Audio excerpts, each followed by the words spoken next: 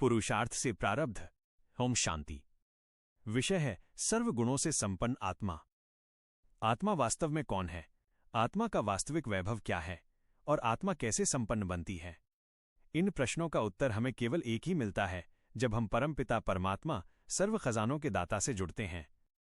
बाबा कहते हैं, बच्चे, मैं तुम्हें खाली हाथ नहीं भेजूंगा। मैं तुम्हें सुख, शांति, शक्ति और पवित्रता के अनमोल खजाने देकर जाऊंगा। ये खजाने कोई भौतिक धन दौलत नहीं है, बल्कि दिव्य निधियां हैं जो आत्मा को सच्चे अर्थों में संपन्न और संतुष्ट करती हैं। सुख का खजाना। सुख की तलाश आज हर मनुष्य कर रहा है, लेकिन बाबा बताते हैं सच्चा सुख बाहरी साधनों से नहीं बल्कि आत्मा की स्थिति से मिलता है। जब आत्मा परमात्मा से जुड़ती है तो उसका चित्त हल्का और आनंदमय हो जाता है। जितना सुख हम स्वयं अनुभव करेंगे उतना ही हम दूसरों को भी सुख दे पाएंगे। शांति का खजाना।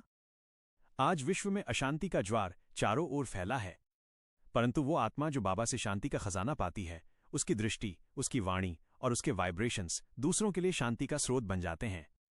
थोड़े से बोल भी आत्मा को शांति का अनुभव करा सकते हैं। ये खजाना ही सच्ची राहत और विश्राम का आधार है। शक्ति का खजाना।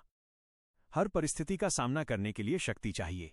जीवन में अनेक चुनौतियां आती हैं, कभी दुख, कभी असफलता, कभी अपमान, परंतु जिस आत्मा के पास शक्ति का खजाना है वो हर परिस्थिति को सहजता से पार कर लेती है।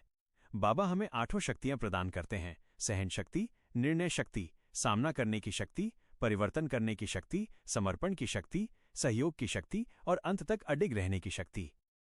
पवित्रता का खजाना। पवित्रता आत्मा का वास्तविक आभूषण है।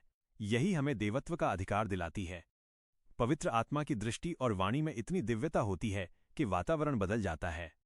पवित्रता आत्मा को ऐसा प्रकाश देती है जो सदा चमकता रहता है। ज्ञान और सम्मान का खजाना। ज्ञान आत्मा की आंखें खोल देता है। बाबा का ज्ञान हमें बताता है कि मैं आत्मा हूं, ये शरीर मेरा उपकरण है। जब हम स्वमान में स्थित होते हैं तो हमारी हर क्रिया श्रेष्ठ बन जाती है। स्वमान आत्मा को आत्मविश्वास और स्थिरता प्रदान करता है। समय का खजाना। संगम युग का ये समय सबसे महान खजाना है।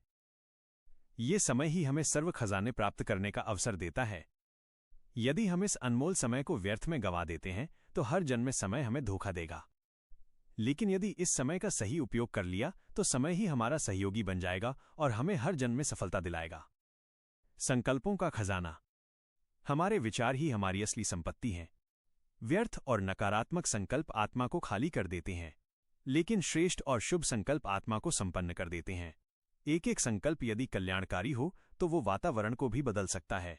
संकल्पों की शक्ति से ही आत्मा दूसरों को सुख, शांति और प्रेरणा दे सकती है। बाबा हमें सिखाते हैं कि इन खजानों को केवल अपने पास रखना ही पर्याप्त नहीं है। यदि कोई धनी व्यक्ति अपने धन को तिजोरी में बंद कर दे और किसी के काम ना आए तो उसका कोई अर्थ नहीं। सच्चा धन वही है जो दान में लगे, जो दूसरों को सहयोग दे। ठीक उसी प्रकार आत्मा के खजाने भी तभी सफल होते हैं जब हम उन्हें दूसरों को बांटें। सुख बांटें, शांति बांटें, शक्ति बांटें और पवित्रता बांटें। जब आत्मा खजानों से भरपूर होती है तो उसकी दृष्टि, वाणी और व्यवहार दूसरों के लिए वरदान बन जाते हैं। ऐसे ही आत्माओं को भविष्य में देवता कहा जाता है, जिन्हें सब पूजते हैं। इसलिए आइए आज संकल्प लें कि हम अपनी बुद्धि की झोली को व्यर्थ विचारों से खाली करेंगे, उसमें परमपिता परमात्मा को स्थान देंगे, बाबा से मिले हर खजाने को जीवन में प्रयोग करेंगे और दूसरों को भी संपन्न बनाते रहेंगे। इसी में जीवन की सच्ची सफलता छिपी हुई है। यही है सर्व गुणों से संपन्न आत्मा का वास्तविक स्वरूप। तो आज सारा दिन हम यही अभ्यास करेंगे कि मैं आत्मा सर्वशक्तियों के स्रोत परमपिता परमात्मा की छत्रछाया में स्थित हूं। बाबा मेरा ज्ञान, गुण और शक्तियों से श्रृंगार कर रहे हैं, जिससे मेरे अंदर महानता और दिव्यता की झलक स्पष्ट दिखाई दे रही है। मेरा हर समय, बोल और संकल्प बाप समान बनता जा रहा है।